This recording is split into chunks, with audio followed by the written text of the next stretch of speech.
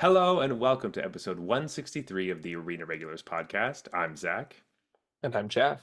and we're your source for Magic the Gathering arena content.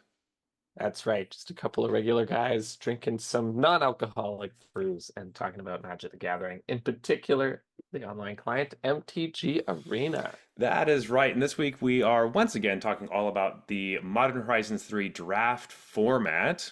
It's our newest set here on Arena, so we might as well dive deeper into it, and we have a couple of reasons why we're going to be doing that. But first, each week we drink a beer. We rate it on a scale from bronze to mythic, just like the tiers in Arena. So with that, Jeff, what's on tap? All right, this week we have Hazy Pale Ale from Hmm. Collective Arts. Collective Arts is a brewery actually from where I live in Hamilton, but it's pretty big throughout Ontario, I would say, and probably even beyond that. Um, I've never tried one of their non-alcoholic beers, so this would be a first for me. Hmm. But this thing clocks in at zero point 0.4 alcohol, 0.4% alcohol by volume. And see, I don't need the beer. I'm already drunk, apparently. Zero point 0.4 And alcohols. that's right. Alcohol units. Um, it has a cool can. Yeah, as all of their cans are cool. Uh, Yeah. yeah, we're diving into our non-alcoholic beer thing kind of for the summer, the next few months or so. So yeah, we're going to tell you which ones are worth drinking because not all of them are worth drinking. But every Yeah. once in a while, you want to have something that tastes like beer, but you can still drive home. Hopefully, this is one of the ones that can be one we'll recommend. I guess we'll find out by the end of the episode. Yeah. Let's crack this open, Jeff. With that, we have some magic news. So this weekend is the Arena Open. So it's June 22nd and 23rd. And that is obviously Modern Horizons 3 sealed, then draft as always. This is a big reason why we're talking about the limited format this evening. But also, once again, as usual, Wizards does a pretty good job of getting us something really like great limited, competitive limited right after the set comes out. Yeah. Um, Arena opens are great if you have the time to plan them. Always recommend it. We do usually have a bit of a caveat that like choose how many times you're going to enter Hmm. beforehand and then stick to that because it does have a bit of a gambling kind of feel to it where you could always just chuck more gems at it, chuck more gems at it. Yes. And, sometimes things just don't run well and you're like, man, I just need one more chance and I'll get through. So it really can be helpful to just change that mentality and be like, I'm only going to try at most twice, or I'm only going to try once. Hmm. And if it's a bad run, so be it. But yeah, arena opens are super fun if you have the some free time on the weekend to jump in. Yeah, exactly. And a reminder, don't forget, if you are doing the Arena Open, you need to have your Sunday wide open. You gotta Yeah. get there, you gotta sign in the morning, you gotta draft, you gotta finish all your games, you gotta draft again, finish all those games. Give yourself tons of time. So, If anything, I feel like it's somehow more time consuming than like an IRL tournament. But like in a real life tournament, I'm like, you know what? I need to set aside these 4 hours, and then the arena open is like, it's flexible, but it's not. It's not flexible. So yeah. Oh, I mean, uh, IRL like sealed tournaments still take a really long time, Jeff. Like the that's true. RCQ we went to was like, what is it, like 10 hours? It was a long time. Yeah, most of that is just killed by like waiting for a round between rounds and stuff, which Yeah. is the nice thing about the arena open is you you win a game, you just jump right into the next one, or you lose a match, you just jump right into the next one. And so that downtime of waiting between matches is not really there. Yeah. But Like day two anyway, is a little more structured because you have to draft. So it's like of you have to course. draft in this window, and then your second draft has to happen in this window. You have to finish your games from draft one before draft two, Yeah. obviously, and stuff like that. Yeah. So anyway, that is our advice to you. Also, next weekend is the Pro Tour. So it's Pro Tour Amsterdam. It's a modern Pro Tour, so they're playing modern and then Modern Horizons 3 Limited. We're not going to get to modern because we can't play it on Arena, but super cool. I don't think they've had a pro tour in like Europe in a while. I know that some European content creators, Emma Partlow, I hope I pronounced that name right. Um, she lives in the UK, posts a bunch of stuff. I highly recommend her content. She talks a lot about Popper, but she also talks about beer and hockey, which is one of the reasons why I think she's super cool. But she was talking That's about awesome. that how nice it is that Amsterdam is so close to where she lives.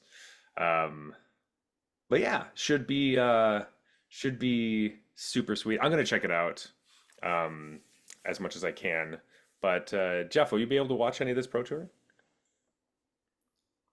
Yeah, I'll see how much I can watch. There's obviously a pretty big question mark, that will have a big impact on my free time looming in my life right now. Hmm. My next son is due to be born basically any day now, so I mean he's actually not quote unquote due for a while, but we're Yeah, expecting him early. So yeah, um, it depends, I yeah. guess. It depends. Well, it should be cool. I am playing in a Pioneer RCQ that Sunday.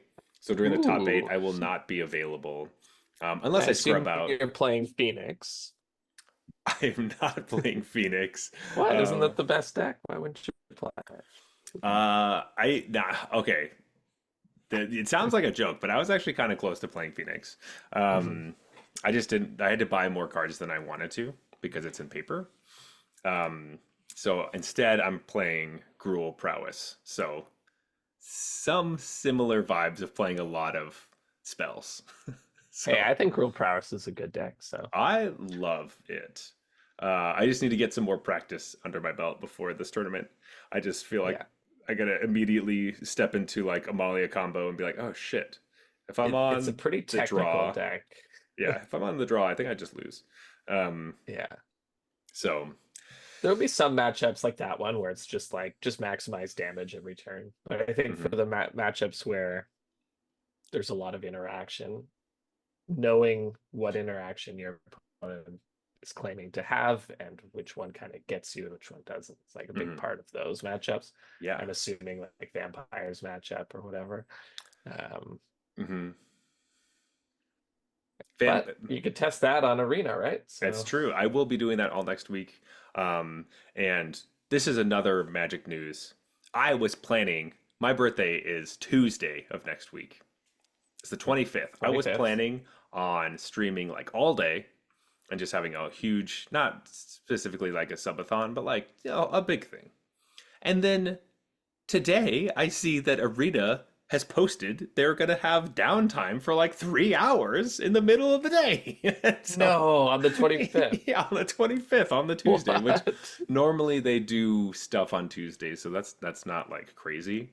But it Yeah. does ruin all of my plans, and specifically my birthday plans. So I will be doing something else. But it's like 9 a.m. like Pacific time, but that's like 12 our time. So then like it's just a just a huge This is chunk in how the middle Zach of the day. switches to Hearthstone.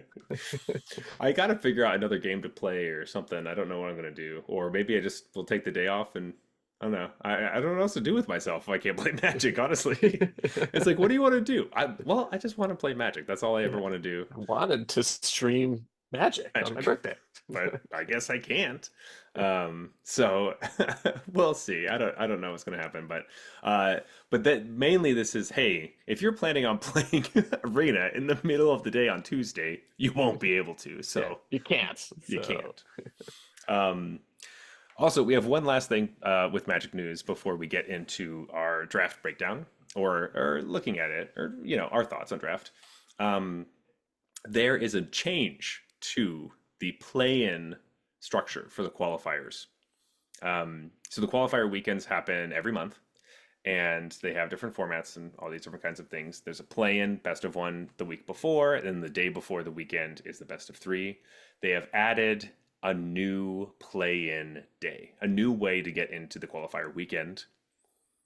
And most of the time, these are constructed tournaments.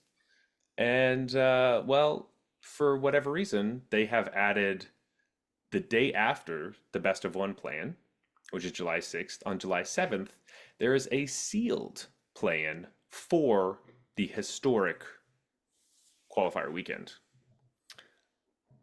Um, it seems kind of strange to me that they would Yeah. do this.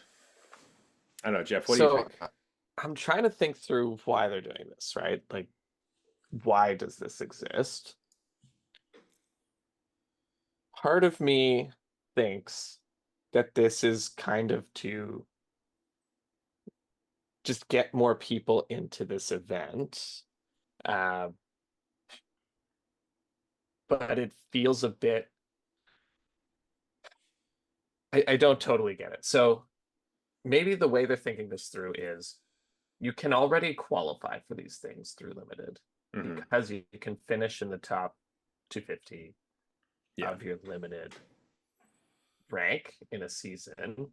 And if you finish in the top, whatever it is, 1250, you get a token to enter Hmm. the one Qualifier of these weekend. plans. Maybe so no, so if you get top 250, you get to play in the qualifier weekend. Yeah. If you get top 1200 or whatever, you You get a get. token to play in one of Hmm.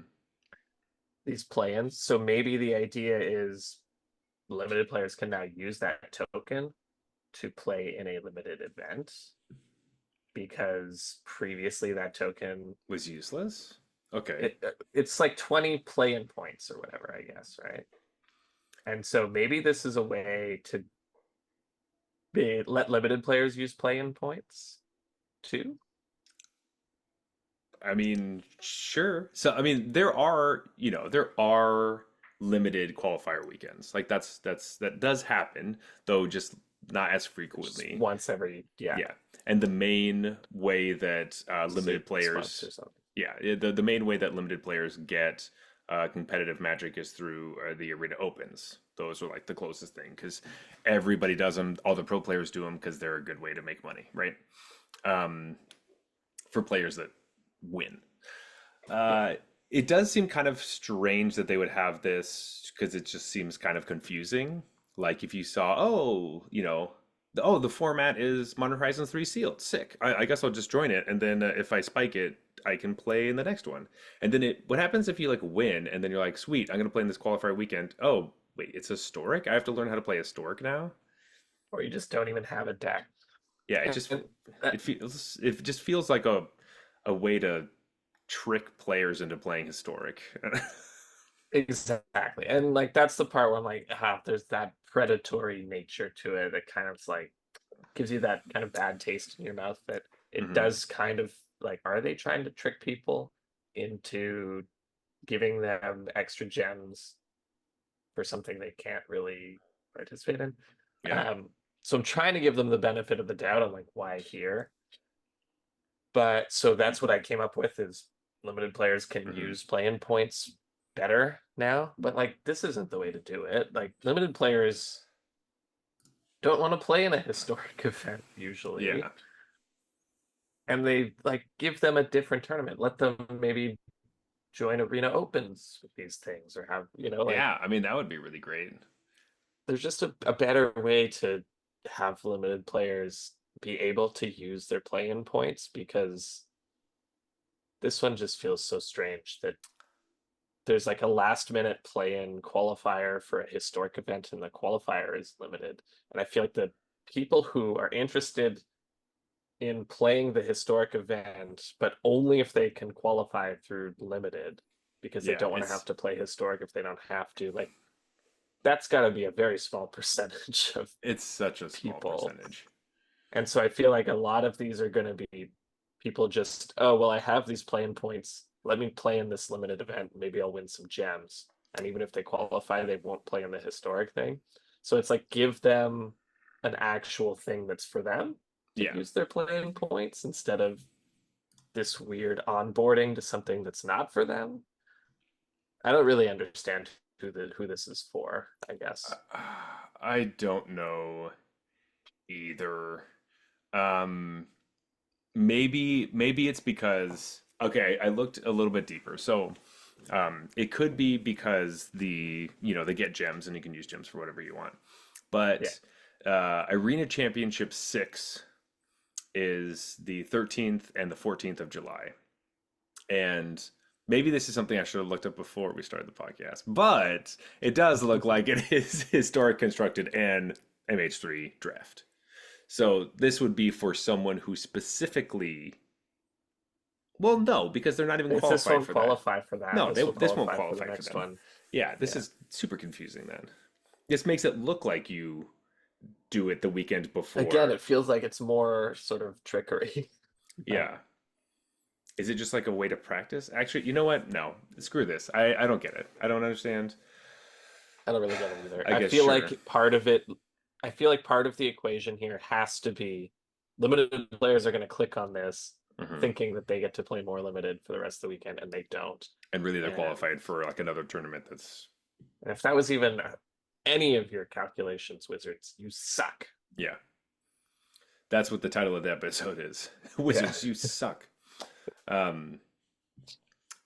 Anyway, Jeff, now that we've kind of aired our grievances with that, let's jump into some Modern Horizons 3 draft stuff. So basically, with our on draft episodes, what we like to do is look at the 17 lands data of like the different two color combinations, the different decks, and see how they're performing. Just to give you a quick rundown of which decks are uh, best performing and which ones are least. So to kind of steer you in the right directions, which colors seem to be the strongest, which ones you should try to avoid. Um, yeah. So we talked a lot about draft and just like this format last week, but we can do a quick rundown of kind of what everything is. Basically, Modern Horizons 3 is a supplementary product, so obviously this is not a standard format. And all the cards go straight into timeless or historic. And we are getting a bunch of cool different archetypes. Basically, we get to do stuff with Eldrazi, we get to do stuff with energy, and we get to do stuff with modified creatures. A bunch of like plus one counters. Bestow is a big theme in the set. Um, all that type of stuff. As well as we have a couple other fringe archetypes. There's like a blue black control deck, Yeah. and artifacts also seem to be in the mix. Um, but yeah, Jeff, do we want to just start right off the bat? Best decks. We got. Yeah. I kind of want to lump them into little chunks. So it kind of goes like Sure. 2, 2, 3, 3. So it's the top two decks, the next two best decks, and then kind of the other ones after Right. that. Let's do tier one, tier two, tier three, Yeah, tier four here. garbage tier. Yeah. Perfect. Well, tier one. Nothing has changed from last week. Yeah. If you listen to last Everything's week's episode, these we talked about what the two decks were, or at least alluded to it. mhm. And they're still the two best decks with win rates that look pretty similar to what I remember seeing last week. Yeah, I think so. We kind of thought, hey, maybe these will come down a bit because as formats evolve, usually the more aggressive archetypes come down. So that didn't happen though. Yeah, Just didn't happen. not so much. So basically, we're alluding to red white is the aggressive format. As we say every time in these episodes, Boros aggro is always a really strong deck to start off with because Yeah, nobody it's else. always at the top in Mhm. the early weeks. It will always start off strong because people are trying to figure out what the archetypes are. They're trying to figure out which cards fit in which decks and like how everything works. And if you're just playing aggressive two drops and like cheap removal, you tend to be able to just like kill people a lot. So they end up doing pretty well. Sometimes, like Murders at Karlov Manor, they never get bad, and other times they do fall off. But Yeah, there are in this some good case, formats where Boros remains the top deck, and some mhm. bad formats where Boros is not good. But you know, We are very pro Boros on this podcast, if you haven't noticed. So that means that this format is good. Yay! It's only like week two, but red white is still up in contention. The Boros aggro deck is pretty strong, though. I will say that it is like a full, like close to a full percentage, or sorry, it is a full percentage behind um, the number one deck. the number one deck, which is Gruul. It's a red Yeah, green. I think a lot of this is a bunch of the red cards, but honestly, Gruul is the strongest because of the best common in the set that is everywhere and is a menace. It's a monster. It's a mistake. It's a design mistake. Yeah, at this point, it's safe to call it that, I think. Yeah. Um, it it doesn't read like it reads like a really powerful common, but it doesn't read like it should be the third best performing card in the entire set. It But the thing is that so we're talking about writhing chrysalis. yeah, Um, this is the common Gruul card, and one of the reasons why it's just so freaking stupid busted. Um, it just looks like a 4 mana 2/3 when you look at it. But it enters with 2/0/1 colorless spawns that you can sacrifice. It has reach, and whenever you sacrifice an Eldrazi, any Eldrazi, but obviously the spawns you just got, you get to put a +1/+1 counter on the Writhing Chrysalis. The thing about this is that like you're you're using your ramp to make a huge creature to ramp out another huge creature, but a lot of the time, when you have two of these on the battlefield, because that happens a lot because it's common, right. they just Yeah. grow each other, right? So you don't you save up a bunch of Eldrazi, and they can make like I've seen like stacks of like 10 of the stupid Eldrazi tokens on the battlefield. And then you just go into combat and you're like, I don't know, what do I do? Like you can't attack in because they have a bunch of stupid dudes that block and they sack and then make their creatures bigger. They attack in and you can't not block, but they don't have to sacrifice them. They still have the chumpers. Like it becomes this whole annoying thing. It also has Yeah, that's reach. You fair. can't fly over this thing. Like it becomes like this combat nightmare because you don't it looks, on its face, it really is a 4 mana 4/5 with reach, but it can decide when it wants to be It's that and when just it so doesn't much want to better be than that. that. Yeah. Yeah. It looks like that, which would be very strong for a common, but Hmm. not format breaking strong. But yeah, the fact that it's basically instant speed combat tricks, that's a That little is rough. that's rough. As well as it's bringing up the strength of the green ramp spell, Yeah. the 2 mana Right. one that like it's 2 mana, it makes an 0/1, and it's Malevolent Rumble. So it mills cards, and you get to put a permanent back in your hand, and then you make an 0/1. Usually you're searching for like lands or literally this card. And Yeah. like I'm looking at decks that are winning. They're playing like 7 Writhing Chrysalises. Like, don't pass this card. This is like Yeah. first pickable. If you see it anywhere, pick it. Like it's I mean, it's almost certainly better than your rare, right? Like it's the third best card in the set mhm. from the win rate stats, It's just bonkers. So I which is think I don't think I've ever seen a common anywhere near that high. no. And like the cards that are doing like fantastically well, like overall. So we're talking about game in hand win rate, but as we always do with 17 lands. But like the top two are still the rare and mythics and white that we talked about last week, Writhing Chrysalis. But then at seat number 5 is Amped Raptor, which goes in the other good deck, which is the Boros Yeah. aggro deck, right? Yep. And so there's like this common and uncommon that are just stomping people. Amped Raptor, the more I play against it, the more infuriating it is. Because basically they're just like, you know, either turn one or turn two, just get energy somehow.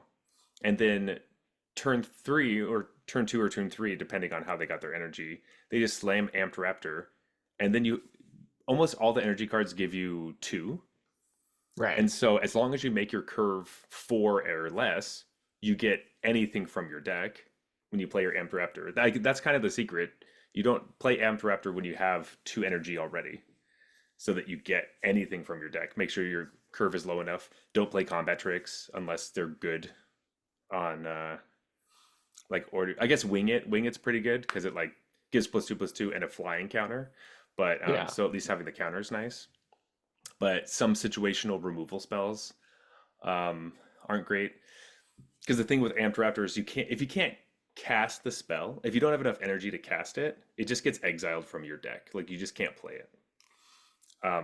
which is a big reason why you would want to keep your curve really low if you're playing that card. Not to completely jump ship from the Gruul deck we were just talking about, but I remembered that point and jumped over to Yeah, it. Um, I like Amped Raptor as a design. I think it's obviously really powerful, but it does ask a lot of you in your deck building. Whether that's make sure you have a ton of ways to generate extra energy, otherwise it's not worth playing, mhm. or only play cheap cards. Um, Oh, well, Jeff only played cheap cards. I'm already doing that hey, all the time. I'm there. So that's not a deck building restriction. That's just like how I play the It's game. just called playing Magic. Yeah, exactly. Um, I wish it so, had a rider that if you can't cast the thing, it domes you for its mana value. So that you just like, ooh. nah, you can't, don't play big cards. I did play this deck. Okay, so talking about that, I need to bring it up because I It's like a had weird Bob that only punishes you if you didn't take if its you deck building restriction seriously. I kind of like that. That's definitely a cool idea.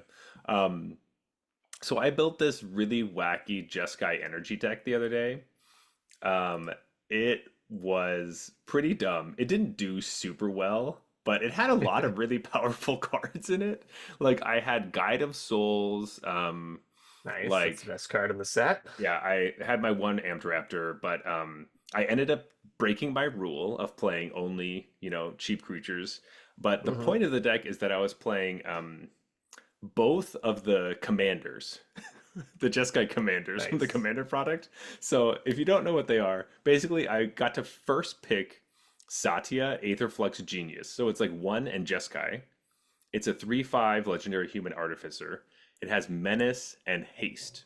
And when it attacks, you can create a tapped and attacking token that's a copy of up to one non-token creature you control. Then you get 2 energy. And then at the beginning of your end step, you have to sacrifice the token unless you pay an amount of energy equal to its mana value. So I was doing that, but then the other commander is this woman Kaith, who is the same mana cost, 4, for a 3/3 with Fabricate 1. It says other non token creatures you control have Fabricate 1, but you can pay 2 and tap it to either proliferate or populate. So the point of the deck is that all I wanted to do was make token copies of my other creatures and then populate that token to make one that stays forever. Um, which then I also had Haragast, the Erupting Hellkite, which is an Eldrazi dragon. It's like a 9 mana 6/6. Yeah. Um, but I was like, okay, I just want to make token copies of this dragon and keep the tokens forever. So I have two of the dragons. Is it not a legendary dragon, or does the It. token say like it loses All right, well, legendary? Jeff, you didn't have to say that. You didn't have to remind me that it wasn't going to work as a pipe dream. Um, It just sounded like it had a name. So you're right. I don't want our listeners going out and trying to draft that deck, It Fine, seems like Jeff. it sounded perfect, but there's that little flaw at the end. That it's That, legendary. All right. Well, maybe I didn't realize that, but until this moment right now, so keeping the dragon in was probably a terrible idea. It never really worked out. I had a couple You don't times. say. You didn't find your like three mythic rares to combo together.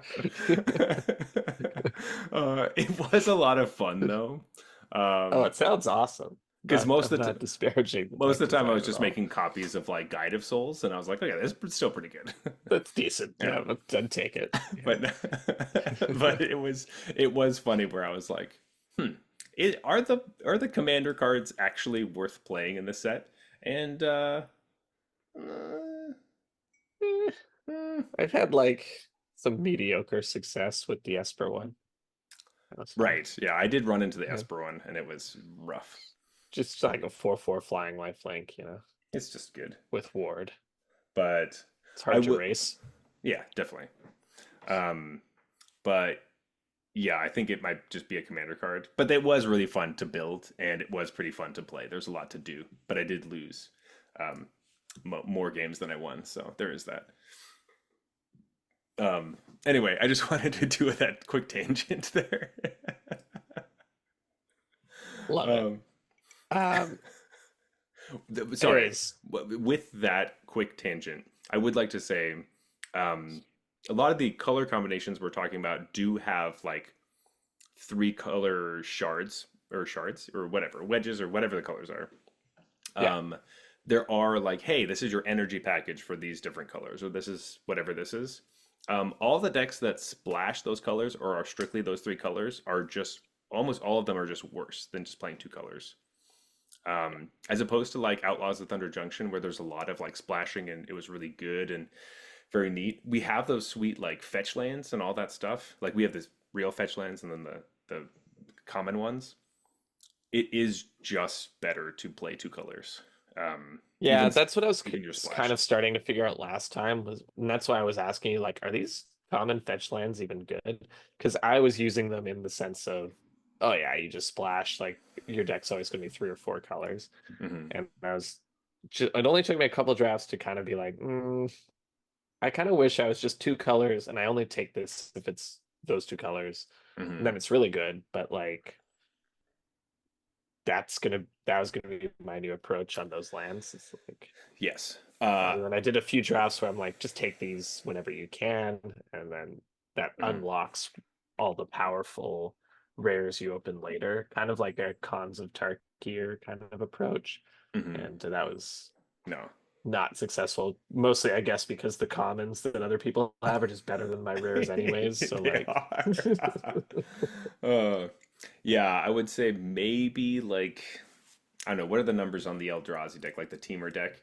Is that really like worth doing? Um, maybe I think it has the highest splash rate. Um, it's but still only at 56%, like yeah, relative to Gruul is like almost 60. So yeah. So it'd just be, just kind of better not to put those in your deck. And the most of the time I've been finding that if a deck makes me feel like I want to have three colors, it's straight Jeskai, and as opposed to one of the green decks. Not green always in your mind, like, oh, I could splash. Um, but for whatever reason, the Jeskai ones are like, well, this one gives me three energy if I play this. Um, it's kind of fun, but it hasn't been a winning strategy. So, uh, feel like that yeah. that could be a recurring theme. Yeah, Uh, probably. but So, speaking of Jeskai and some mhm, colors that make it up, let's move on to tier two and start with white and blue. So white and blue is like energy flyers. I found early on I like a lot of the white and blue cards. mhm, I think we talked about a few of them last time, but yeah, these felt pretty good to me. I think energy is fairly strong. Flying is just, it's limited. Flying is always good. mhm, So just reading this archetype, I had a feeling this was going to be one of the better ones because it's simple and it's just like both of these things are known for being good and limited. So you'd have to like convince me that the cards were designed to be quite weak mhm, for energy flyers to be a bad archetype. And I don't think that's the case. I think a lot of the cards are actually designed to be pretty pushed. So mhm. This could no also, real surprise here. yeah, I think this is another reason why playing two colors is so great because like in the aggressive energy deck, which is the Boros one, the white red one, Conduit Goblin, a bunch of your one drops you want to be able to play on, or sorry, two drops you want to play on turn two. Same thing for the Flyers deck, the white blue Flyers deck, like Riddlegate Gargoyle, like the 2 mana 2/2 flyer that gives lifelink. If someone plays that on turn two, it's like, oh god, this is so Yeah. annoying. Because they can decide when they want to start racing you, and you know that they're at least going to gain two life, but they could gain more, and you're like, do I have to kill this thing right now? I probably will, but if I just leave it around, then something's either going to get huge because that just happens in the set, especially because when you're playing white, there's just counters going all over the place. Um, yeah, I think both of these of the energy decks are quite strong, and like you said before, flyers are always good. Like white blue flyers is just a great Yeah. great archetype. Yeah, I don't have a ton to say about that deck specifically. I think it has a lot of the strengths of like the aggressive energy deck. It's doing a lot of the same types of things, except for your opponent just can't block. Hmm. Um, Which is and always nice. yeah, and the whole, if you get Emissary of Soulfire, like we said last week, like having a bunch of stupid dudes that all have exalted triggers and you attack with your flyer that like has lifelink, like that's just Yeah, it's just how you win. Like just do yeah, that. exalted's Unless there's a fucking huge reach blocking yeah. Eldrazi thing in your Plus, way. there's yeah. And Well, that's you shouldn't run into too many giant Eldrazi with reach. This format, right?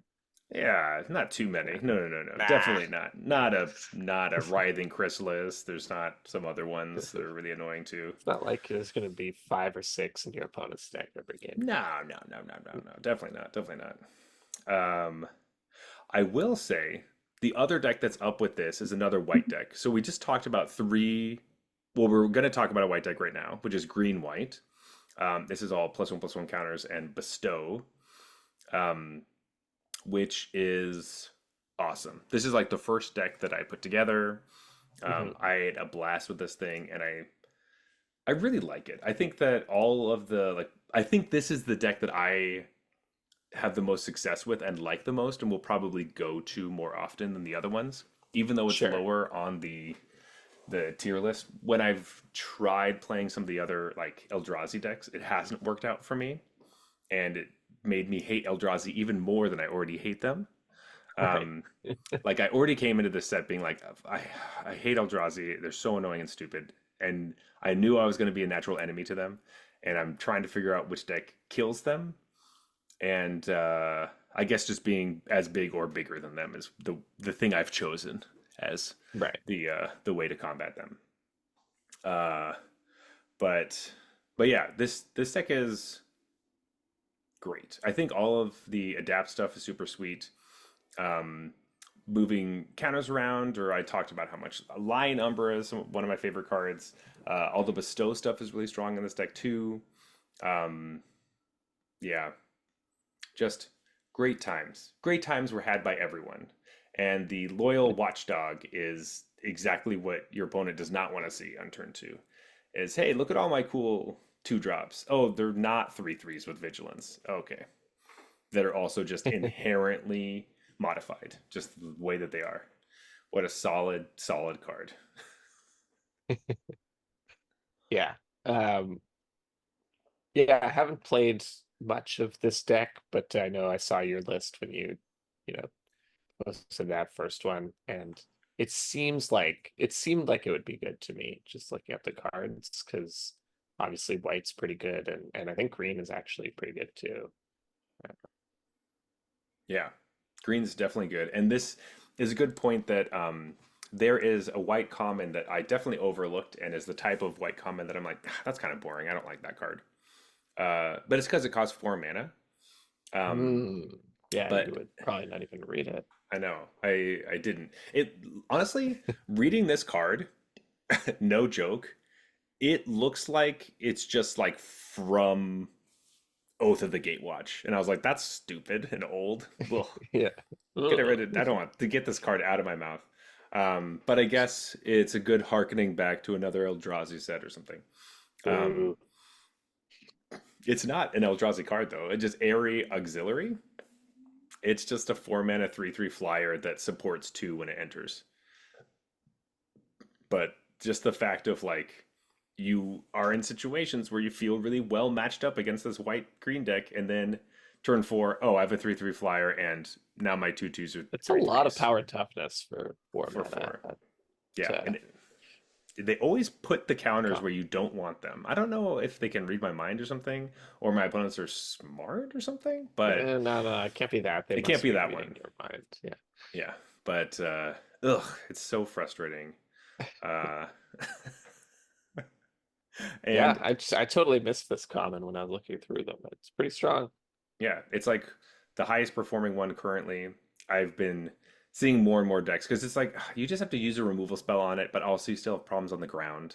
And then as soon as you kill it, they just play another one, and you're like, Classic. I Yeah. hate you, and you putting 2 or 3 of the same 4 drop in your deck. That's Yeah. What were you? who How does that? Come on. It's your version of it's this deck's version of the Chrysalis, right? Just the Hmm. four drop that you just put as many as you He's can like, get. okay, but Chrysalis just like eats this alive, so that's why Yeah, it that's why just it's tier it. one and this is tier Yeah, two. exactly. Uh, Another card that's really great for this deck and all of these ones that are like touching white, but Envoy of the Ancestors, just it's one of those like uncommon cards from Tarkir that we'd seen a million times with Outlast, and it gives all of your creatures with +1/+1 counter or something. But this one gives lifelink, and Yeah, it's all of your creatures are modified. It's really not hard, and this thing, even if you get one attack in, you just slam this attack, gaining yeah, like 7 or 8 life and trading off some creatures is worth it. And then this sticks around, and you get to make it bigger if you can or whatever. But um, this is definitely one of the ones where it's like when my opponent plays it, I'm like, all right, we have to kill that immediately. yeah. Like Or they I can't. will lose this game I'm because gonna I lose this cannot game. survive several combats where everything my opponent has is lifelink. Yeah, I can't do that. Um, but no. So I will say I'll pick this, even though it's like fourth place or whatever. This is the deck that I would want to play the most of everything. Cool. I'm still on Boros, I think, if I have Hmm. my choice, but or white blue, but I could get behind not fighting for red green just because fuck Eldrazi. Yeah, fuck Eldrazi, man. We'll talk about more Eldrazi in a minute, but Yeah. we do get to take quite a break, which is kind of Yes. nice Yeah. from the menace that is Eldrazi. But those are our kind of two big chunks. So the top tier is red, green, red, white, and then the middle tier is white, blue, green, white. So we Yeah. basically did a bunch of the white cards. So in general, being in white is a good place to be, I think. Yeah. Because even white black is not that bad. It's sort Hmm. of mid pack ish. Yeah, it's in Um, our next three decks. So right. And then the other three white decks are all top tier. top. Um, that could be a reasonable way to approach the draft. I think it's super interesting when this happens, where it's like you might want to start in white because then you get to go into three of the top decks, but the top deck is not white. Hmm. So you're like, you know, you're not giving yourself the opportunity to end up in the best deck Yeah, when you do that. it's like you could start green, but as let's get we'll Yeah. come back to that point. We'll come back Yeah, to that point. green's a little sus, but Yeah, but okay. So Jeff, what are the next chunk of decks? They're all very different. yeah, and super well, I guess blue black's a little bit ahead, but they're all basically very similar win rates at Hmm. 55 plus or minus a Yep. few plus or minus half percent there. So as we got blue black, we got black red, and we got white black. So all the black Um, decks. that's right, the black decks. I kind of want to talk about white black because Okay. I think this is a really cool archetype, which is like a modified spin on your Hmm. aristocrats deck.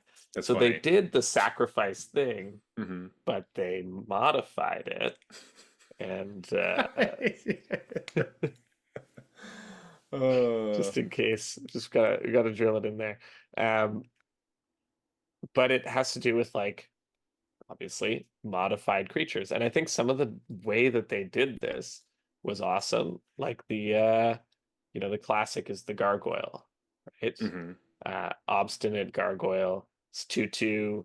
It has flying as long as it's modified, and it has persist. So persist is like such a cool because usually when we've seen modified in the past, it's always +1/+1 counters, or the cool thing they've done here is bestow. But I find -1/-1 counters such an interesting way to achieve modified, Hmm. and persist is like the perfect mechanic for this kind of death trigger plus modified kind of thing. And so I just think it's really cool.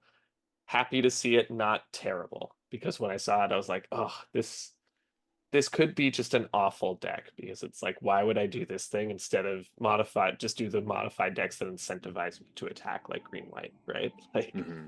that just makes sense. And so I'm really happy to see this as basically a mid-pack deck and not one of the terrible ones where it's like you just have to ask too much to go right to Yeah, get your deck functional, it's which is a true. little bit where I thought it might end up when I was reading about it. I was like, ah, that's so cool, but my inner like drafter is telling me this archetype probably sucks because it's just like a weird mishmash. They tried to get cute with it, but it's just like not gonna work in practice. And so I'm happy with this result. Yeah. I think that a lot of the success off of this deck does come from the back of Glasswing Grace, which is the land. Um, Yeah, that one, that card's really good. the great part about that card is that you can play the whole aristocrats type of style of deck, and then out of nowhere, you just any stupid dork becomes lethal. You're just like any Yeah. 1/1 token, anything is just like, okay, you're a 4/4 in the air. We're attacking you with lifelink. Now we're racing, and your opponent's like, whoa, whoa, whoa! This game has not been about this. Um, so that card is super strong. I will say, unfortunately, the gargoyle has gone down quite a bit. It's one. I think it's the maybe the worst performing like Hmm.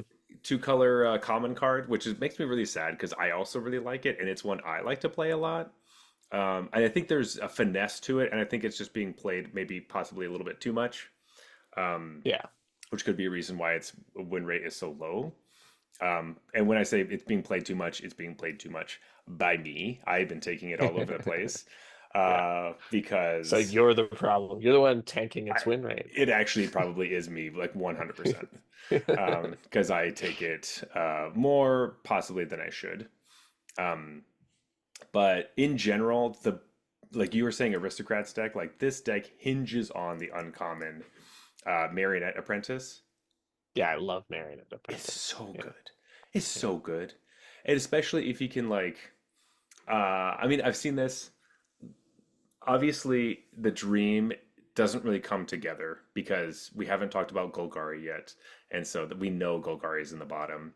And the dream is if you get a bunch of Eldrazi Scion tokens and you just get to sack all of them when you play your Marionette Apprentice and just to kill your opponent. Hmm. Um, but still, this thing does so much work. This deck really likes, just in general, it's a toolbox card we didn't talk about in white already, as I just want to keep going back to that well. But Inspired Inventor as a Yeah. 3 mana 2/2 that either does one of the things that white does. It either gives you energy, it puts a +1/+1 counter on something, or it gives you a 1/1 to sacrifice or block with. It's everything you'd ever want. Yeah. It's like, For me, this card has always been Servo, but I haven't drafted the Jeskai energy enough. That's why yeah, it's I always mean, been create a servo for me.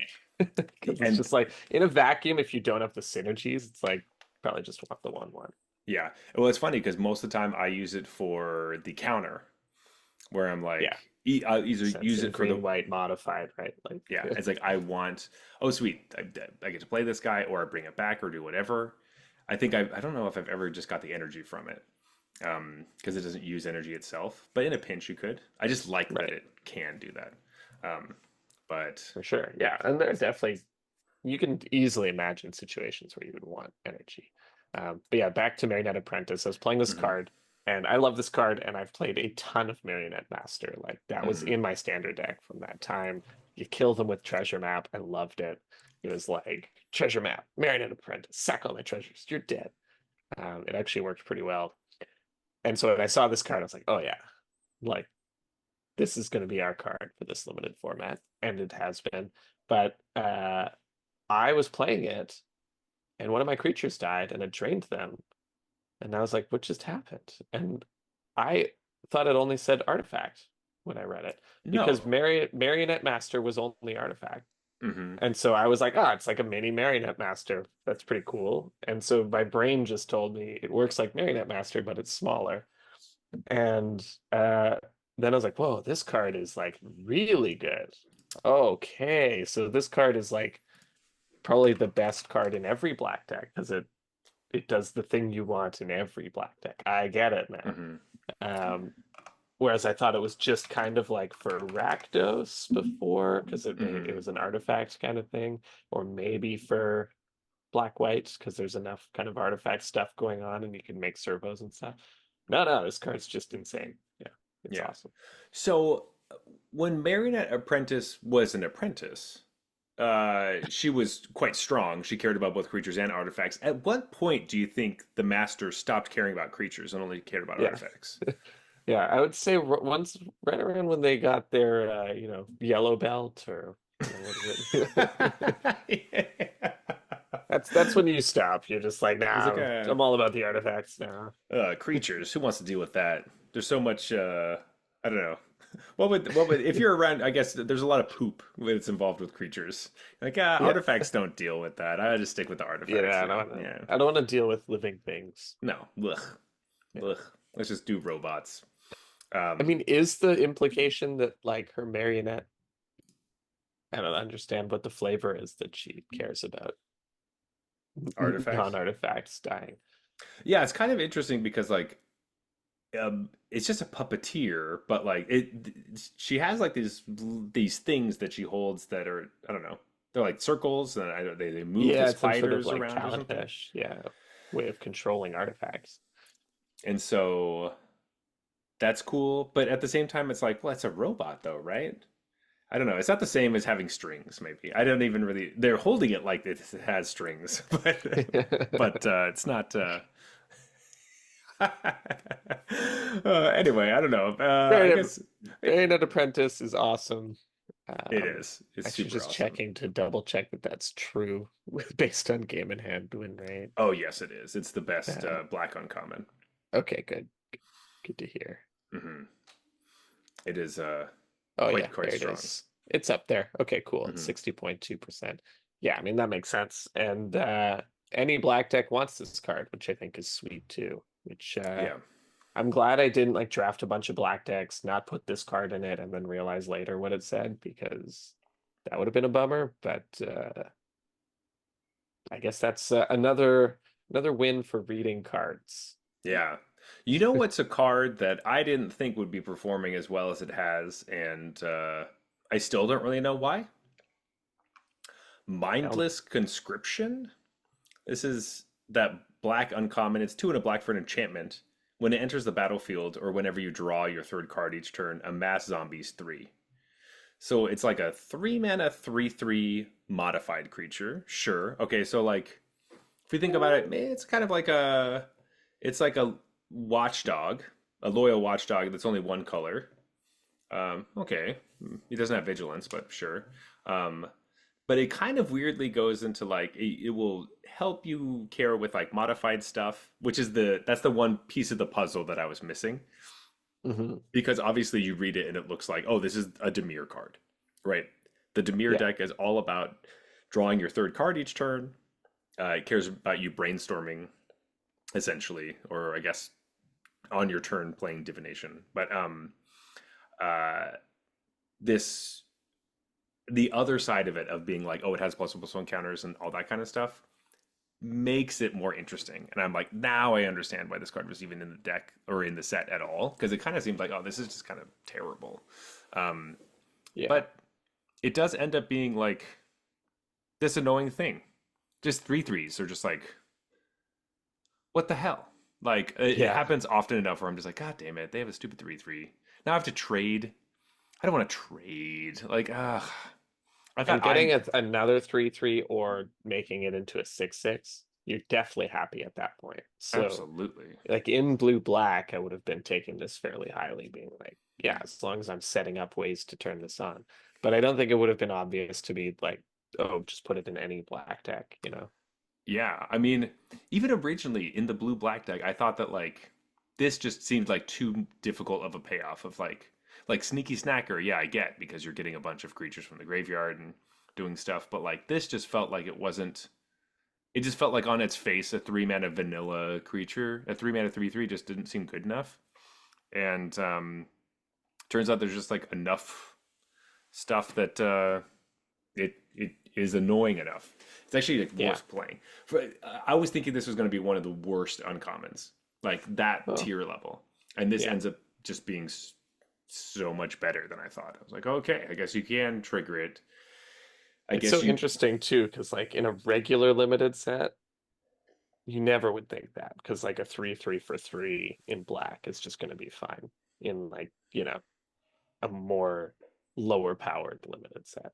So it's like a Modern Horizons 3 thing where you're like, does a 3/3 for three cut it for an uncommon in this set? Like, no. So yeah, then it's it's yeah, the fact that it's modified and the fact that mhm, it could be a 6/6 or it could get mhm. another 3/3. I think that's the biggest one. It's like you don't want to trade with the amass zombies thing because if they draw their third card and get another one, you're like, Yeah, you traded son them. of a bitch. Yeah. I hate you, I mean, two 3/3s for 3 mana is insane, Mhm. even in this format, I think. Um, so that's why it's like definitely goes in blue black. But yeah, the Mhm. modified thing makes sense that you probably are happy to play this in white black as well. Yeah, which I was not really privy to. It's not like it's like the bombiest thing ever, but it has been performing much better than I thought. I just thought that was worth a highlight. Um, Yeah, for sure. Blue black in general has been an interesting thing to run into as far as just like decks. It's very control-y, um, which I have been hating actually. Playing any sort of control against any control decks. I Um, mean, its theme is draw 3 cards. Like, of I course, know. it's going to be controlling. Yeah, and it's just like I it's just so annoying. Um not like last week we were talking about how cool that deck was, and I've tried to play the sneaky snacker deck specifically and all those types of things. But in general, this kinds of is like Depth Defiler becomes a really great card for this deck.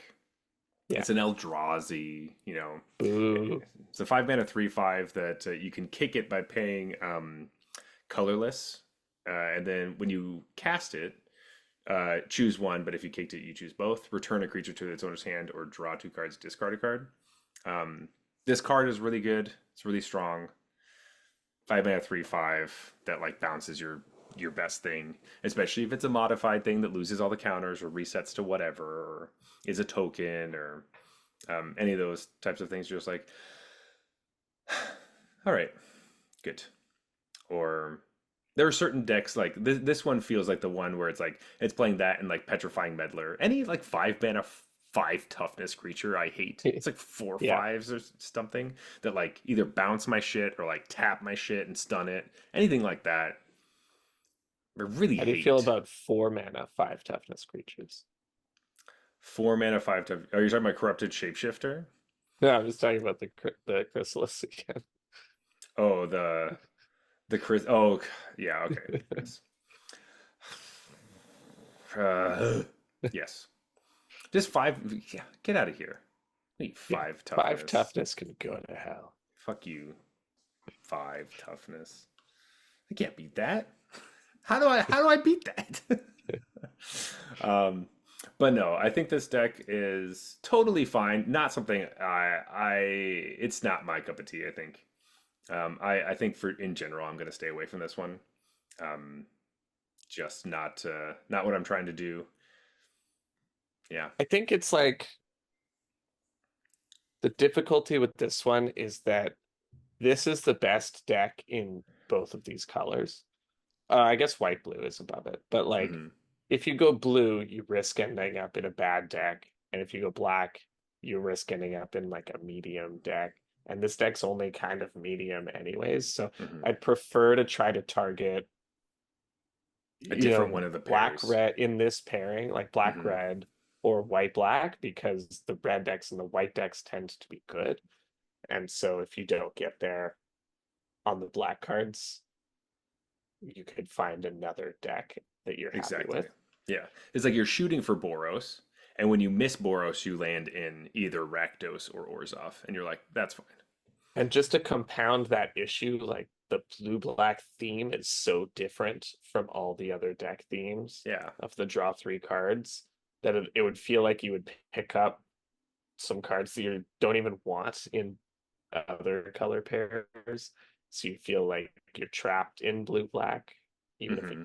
gets kind of cut. So I've always been a bit nervous about drafting blue black because I'm like, I don't want a bunch of like cards that are only good if I can trigger Hmm. these draw threes off them, and then I end up in, you know, black red that has no interest in doing that. Exactly. And then like you're missing some of your So, black red cards.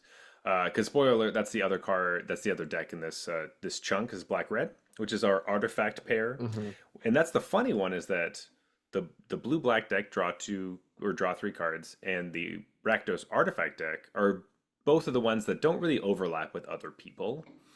Yeah, Um, it just like the artifacts just happen to be a thing there. And you try to find some of the other like artifacts that are around, but in general, they're all just in Rakdos. yeah, And you shouldn't be trying to splash any other artifacts unless you get like a Kappa Cannoneer. Maybe you can do that, but besides that, no. Just stick with what you're doing. Which yeah. this is another deck that loves Marionette Master because the Artifacts. best card in your deck is Cranial Ram, and you just want to put that shit on anything and just attack and attack and attack and attack. And you're playing like all the different living weapon equipment, or not, sorry, not all of them, but some of them.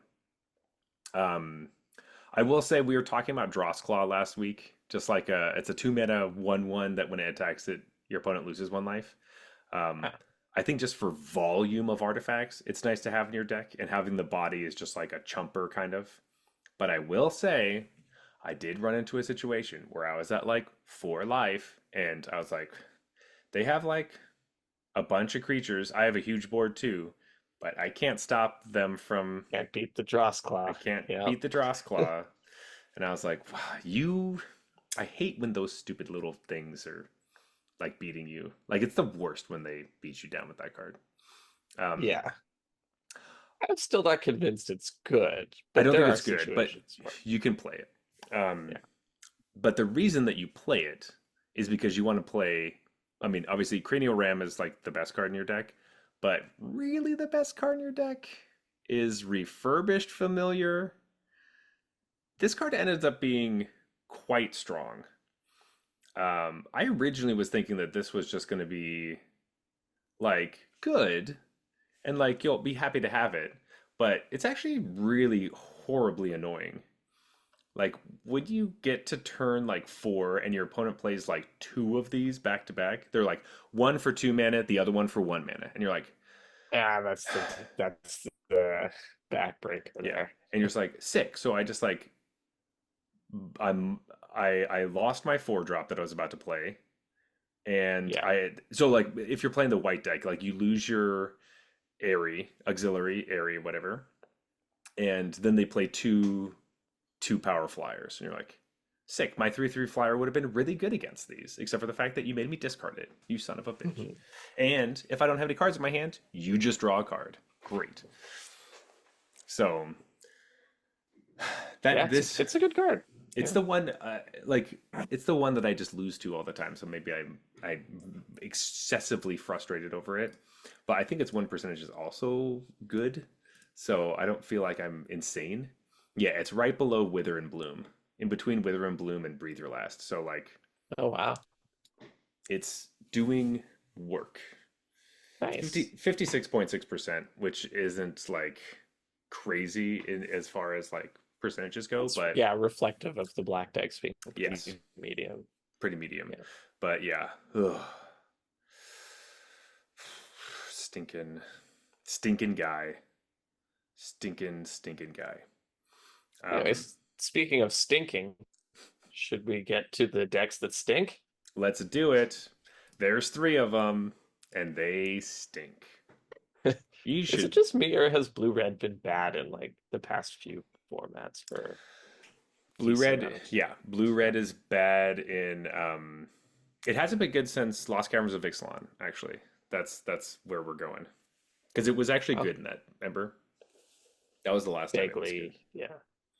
It was like an Oh, artifacty yeah, yeah. ping. Pirates artifact kind Hmm. of thing. It was Yeah. really aggressive and like you could ping your It opponent and was one of stuff. the best decks in that format, It right? was. It was the Yeah. Jeskai Yeah. thing. But yeah, it's bad in OTJ. It wasn't great in Merger Call-Up Manor. It's not good here. Uh, the energy decks are good, but the ones that just care about making a ton of energy, and then like strangely playing a bunch of spells and stuff, because you kind of have some of that draw three stuff in there, um, Yeah. ends up not being super great. I think red gets weighed down a lot by the blue cards. Um, and yeah, it's fighting with the top couple decks, and it doesn't get like blue doesn't give it a leg up. It's like all your red cards are pretty sweet, but your blue cards are just pulling you down. They're either too expensive or um, you're just not able to. There's not enough blue stuff that you're getting that's like. It turns out like tune the narrative isn't enough Right. to push you over the edge. Yeah, it feels like a lot of the other decks, the synergies just kind of happen. Hmm. And for this deck, you really got to work for it. Like, and in a format that's this powerful, you don't want to have to work this hard Hmm. for effects that other decks are just kind of getting. Totally.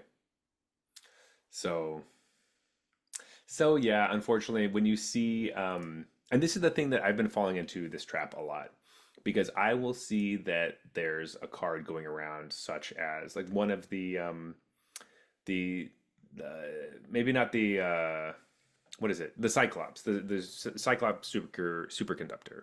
Wow, Yeah. Cyclops superconductor.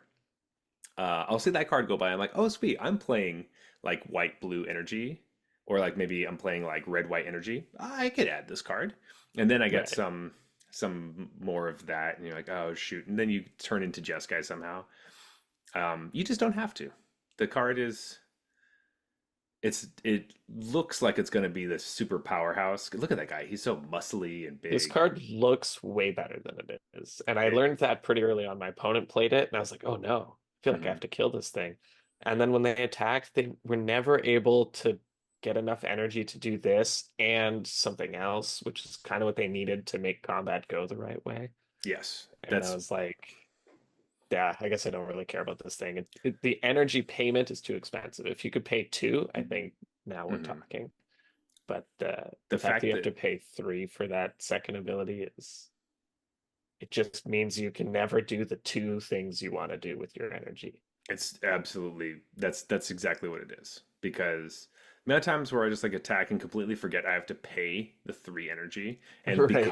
because I was going through different like trees, like decision trees of what to do, I just accidentally picked two, not remembering that they Yeah, conflict with yeah. each Two other. distinct, yeah, decision trees. I feel Yeah. like that happened to my opponent one game because they attacked with the dragon that fire breathes with energy and then Mm. also with this thing.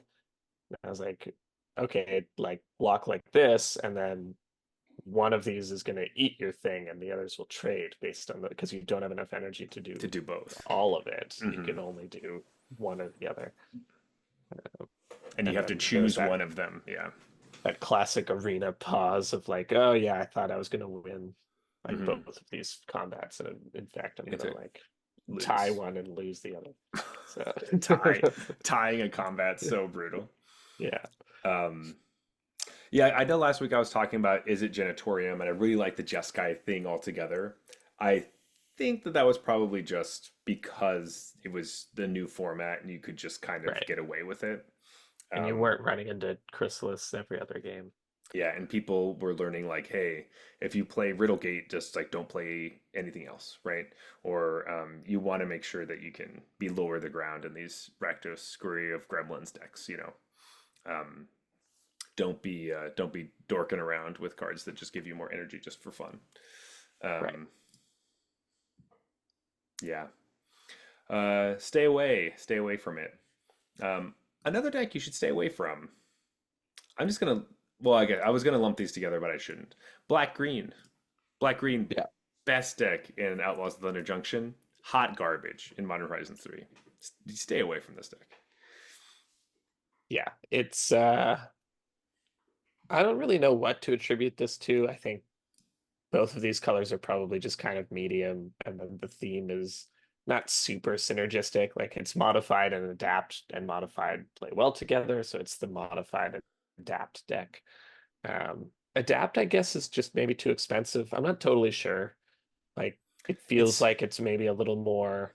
You're paying a lot of mana to generate advantages that the other decks pick up for free. Um, maybe, I don't know. I like them. I don't know if it's just because I was playing with them and I enjoy the I attack you. Do you want to see if I'm going to spend right. my turn to eat your creature, or are you just going to let it through and I get to play something, or you don't know. That is a lot of fun that you could adapt at instant speed. Um, but I think the biggest thing is like this is like the chunkier, slower version.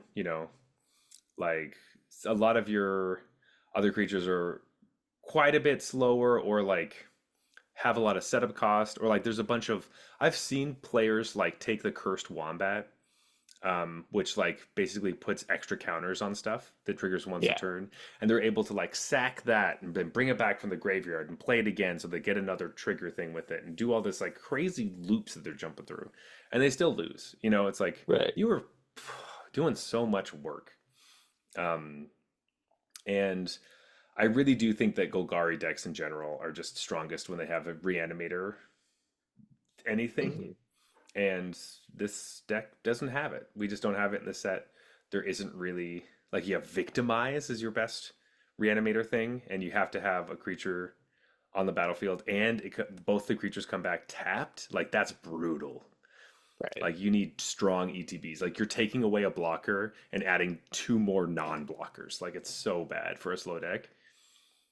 Like you have to have like a spawn or something maybe, but like it Yeah. just you just aren't turbo milling yourself really. You don't want to be playing buried alive necessarily. Like it's not doing it.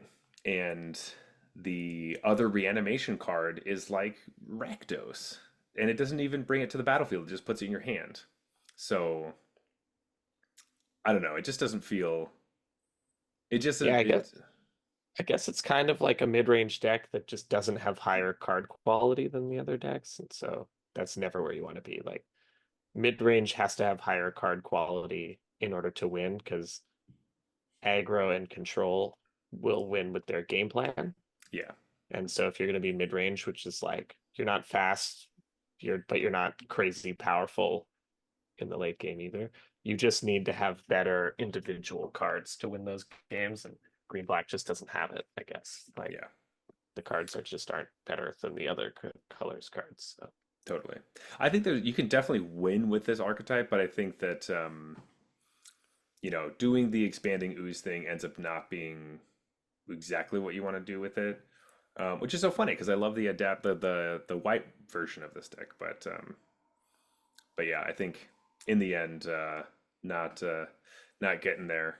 Um, but what's not getting there, and what I'm so happy to say I'm isn't so getting pumped. there. Love to see Oh, this. Yeah. love to see this. I hope this stays like this for the rest of time. Honestly, Yeah. Yeah. Simic, green blue, horrible, Yeah. absolute trash. Garbage. Don't play this ever. Just stay And away from. the stakes were high here too, because They were so high. we don't love Simic. No. We're on the record saying that. We especially don't love Simic when it's just a big dumb ramp deck, and that's what it is here. Yeah. But I especially did not want the Simic ramp Eldrazi deck to be good. That would have been a real bummer. So to see that one be the absolute worst deck is like a yes, that's what I needed to see from this. Eldrazi, boo. Simic, Boo, Eldrazi. boo. And Boo. so this deck is bad. And Hmm. so I think you kind of alluded to it earlier about Eldrazi, and we'll come back to it later, but the Eldrazi decks are the best and worst decks in this Hmm. format. So tread carefully when starting with some green Eldrazi based cards. Yeah. Uh, I think it basically means like you and this is what I've run into too. When I was trying to build Eldrazi decks, I was building them like this, which yeah, is I was like, you know what, fine, I'll play the villain. I'll do the stupid ramp into Eldrazi stuff. You don't want to do that. You want to play the like mid-rangey good Eldrazi cards, and then you maybe get one or two big ones. But you don't yeah, want the deck to be like, I got big stuff and I got ramp and I'm missing 4 and 5 drops. Like I don't have any 4 and 5 drops, but I have a bunch of eights and a bunch of threes. Like that deck is Yeah. not good. Um, and I think something that's pretty important for if this deck is possible at all, but Eldrazi decks in general, you want to be making sure you make a bunch of spawn. That's really, really important if you're playing an Eldrazi deck in general.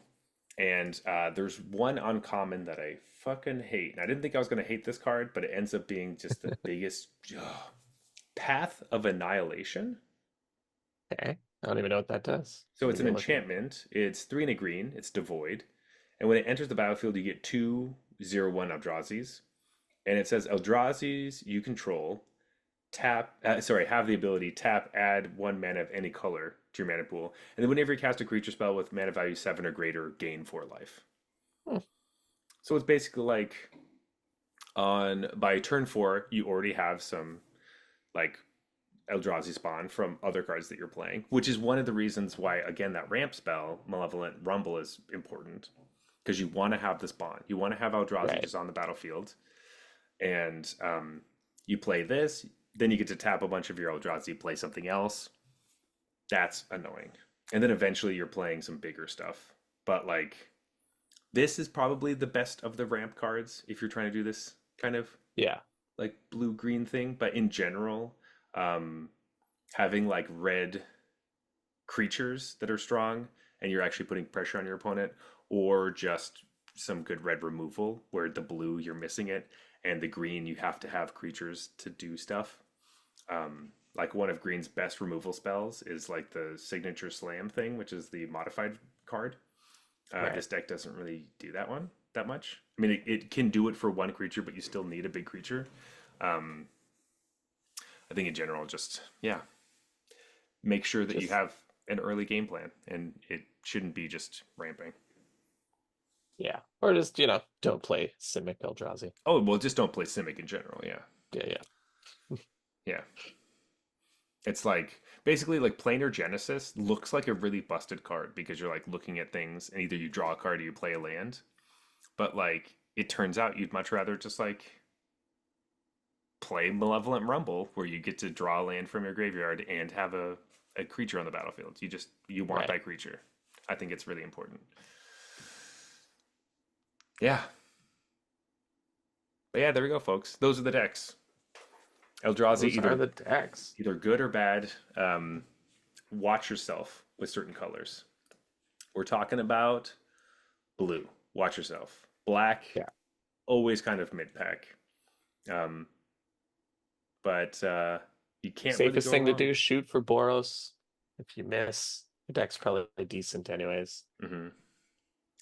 I think we could both go say that, like, hey, shoot for Boros. I lean more towards the white. Yeah. I was like, if we fall into white green, then we're We're falling fine. to green white, we're still happy, yeah. Yeah, Well, yeah, I wanna aim for Boros and like fall into white blue if it yeah. fails. Yeah, that's true. That's true. It's kind of what I'm looking for, but Okay, fine. So we're both I'll, leaning white then. I'll take white Fine, black fine. as well. I like that. Yeah. I like the idea of that deck, and so it seems like a type of deck that I'd like. I also have a lot of fun with that. I was able to continue to actually I had a draft. I was talking about the deck I had last week with all the different like -1/-1 counters and the finality counters and like nesting Right, grounds yeah. that I could toss onto other Giving your stuff. opponent finality counts. I had the exact same draft the other day. It was literally like Emperor of Bones straight into the 6/6 the 5 mana 6/6 demon guy into everything. I was like, all I need now is nesting grounds. And pack 3, I don't see one. I don't see two. I see 3 nesting grounds. And I Nice. don't take any of them because I'm like, they're going to wheel. They're going to wheel. They're definitely going to wheel. None of them wheeled. Wow. I was like, who is taking nesting grounds besides me? I don't understand. Is this card good in anything else? I don't think so. Some person ended up with 3 nesting And they're grounds. like, now it's coming together. My colorless nesting grounds deck. Yeah. Uh, had to be the person to my left. Yeah. Just right immediately to your left. They're like, this guy's an idiot. Nesting Who keeps grounds is the passing, best. Who keeps passing passing me these nesting? nesting grounds? Oh gosh.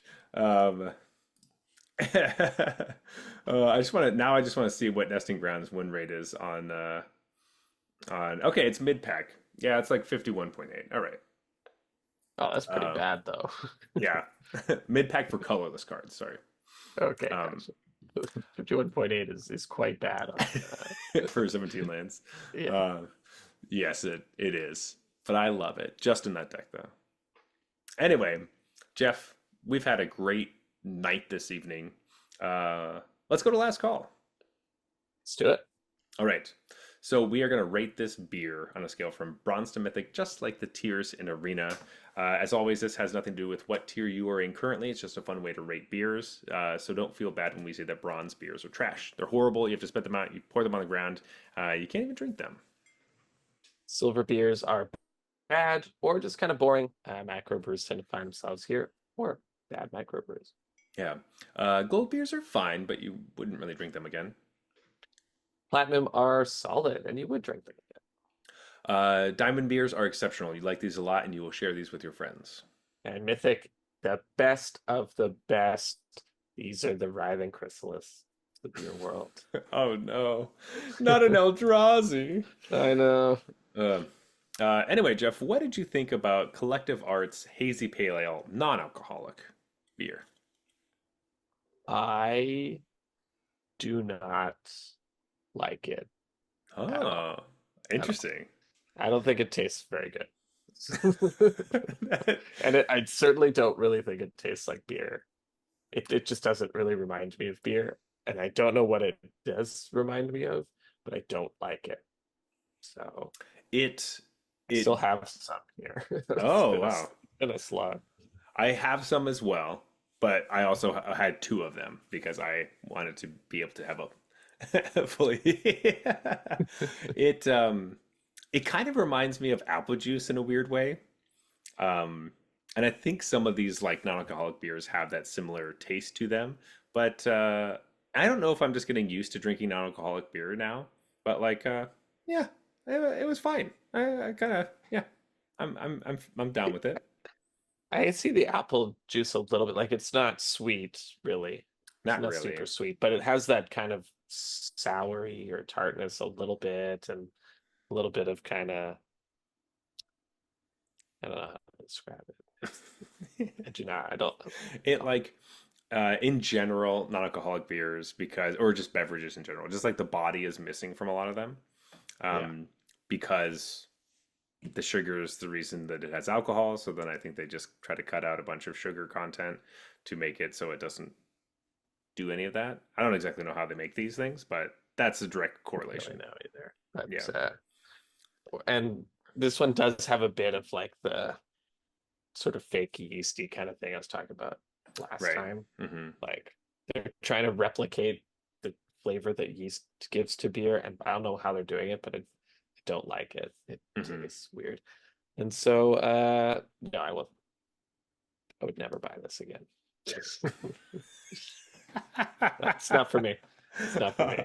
All right. I thought this was totally fine. Yeah, I liked it. I think it was platinum. I would. This is fine. Platinum. I just good. Yeah. Of like, I feel like I've tasted much worse non-alcoholic beers, Okay. me personally. But Yeah. what are you giving it? I want to know. I'm gonna give it bronze. I hate it. Oh, I I knew hate it. it. I hate it. Oh, all right. Well, yeah, I guess it is one of those things of like, well, this doesn't even have alcohol in it. I don't even need to drink I this. know. Um, Suddenly the judgment gets a lot harsher when there's no buzz. there's no, why would I even do this? Yeah. Uh, totally understand. So, it's sure, go for it from me, and a absolutely no from Good. Jeff. Don't buy this. I'll try one. Yeah, but Okay. I can see how people would hate it, but um, I guess maybe I've just had too many non-alcoholic beers, and now I'm just like, oh, like, it does taste kind of like beer. It's like you're Oh, this one's pretty good. It's like upper mid pack, 51.8% Yeah, win rate. Exact. That's terrible. that's horrible. It's the nesting grounds of Yeah, beer. it's just less terrible than the other shitty cards that you're Yeah. comparing it to that are all sub 50. Oh god. Anyway, we're gonna go to closing time. As always, you can reach us at Arena Regulars on Twitter and Instagram. You can also find us on MTG Arena itself under the username Arena Regulars Podcast. If you want to talk to me personally, you can find me at Zulberg. That's Zulberg on Twitter and Instagram. I'm regular Zach on TikTok and Twitch. But Jeff, where can they find you? Best place is on our Discord channel if you want to come show off your sweet, sweet drafts, or you want to see other people's draft decks, or hell, any format deck. We'd love to see it. Come join our Discord channel. The link for that is down below in the show notes. I'll be regular Jeff on that channel. That's right. Also, please leave us a review on Apple Podcasts. Follow us on Spotify. Leave us a review there as well. Do all the things that you got to do to help us out. But most importantly, if you have a friend you think that would like this podcast or really hates non-alcoholic beer, uh, just it'd mean a lot to us if you sent this episode over to them and help grow the podcast. This has been the Arena Regulars. Reminding you that when you draft Modern Horizons 3, always start in Boros. Then you might fall into another good white deck. Good night.